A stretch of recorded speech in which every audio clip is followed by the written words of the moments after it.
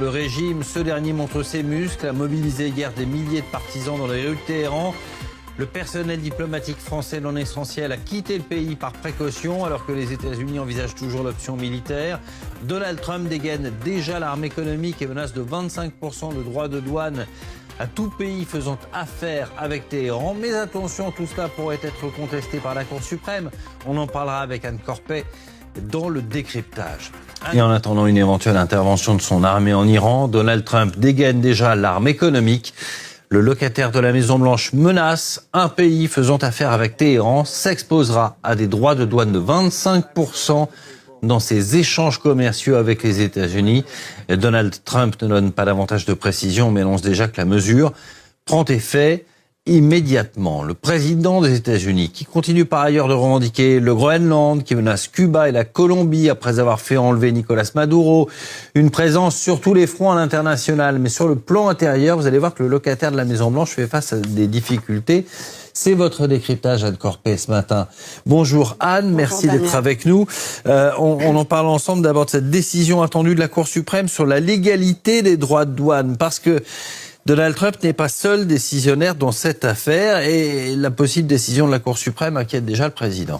Oui, la plus haute instance judiciaire du pays a été saisie par 12 États américains, la plupart dirigés par des démocrates, mais aussi par des entreprises frappées par ces taxes. Les plaignants estiment que Donald Trump a outrepassé ses pouvoirs parce que normalement c'est le Congrès qui légifère sur la politique fiscale et Donald Trump, pour imposer ses droits de douane, a utilisé des décrets présidentiels en s'appuyant sur une loi qui lui octroie des pouvoirs économiques du fait d'une urgence internationale.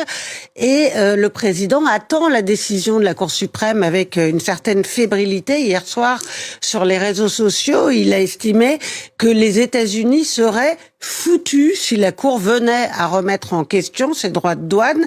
Il a estimé que le gouvernement devrait alors rembourser des centaines de milliards de dollars aux entreprises, et une décision défavorable au président américain compromettrait toute sa politique économique, parce que pour Donald Trump, les droits de douane ont un pouvoir quasi magique. En tout cas, il compte dessus pour compenser la baisse des impôts qu'il a décidé, pour faire venir les investisseurs, et il s'appuie aussi sur les droits de douane pour peser sur la scène internationale, pour faire pression notamment. Non, on le voit pour l'Iran, là, voilà, par exemple. Pour l'Iran, mais aussi pour faire baisser le flux d'immigration clandestine ou le trafic de drogue, ou encore pour peser sur l'Union européenne afin d'obtenir la fin de la réglementation sur le numérique.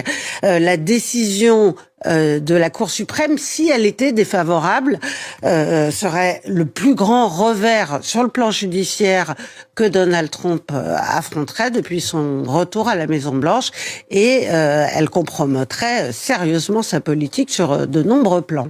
Décision de la Cour suprême très... Donald Trump gouverne comme il négocie, par la pression permanente. Sanctions, menaces, droits de douane. L'économie est devenue son champ de bataille favori. Mais à force de transformer chaque crise internationale en bras de fer personnel, il prend un risque majeur. Si la Cour suprême venait à freiner sa stratégie, ce n'est pas seulement l'Iran qui résisterait, mais l'État de droit américain lui-même. Et la question devient alors simple. Jusqu'où peut-on diriger le monde à coups de décret sans perdre le contrôle chez soi ?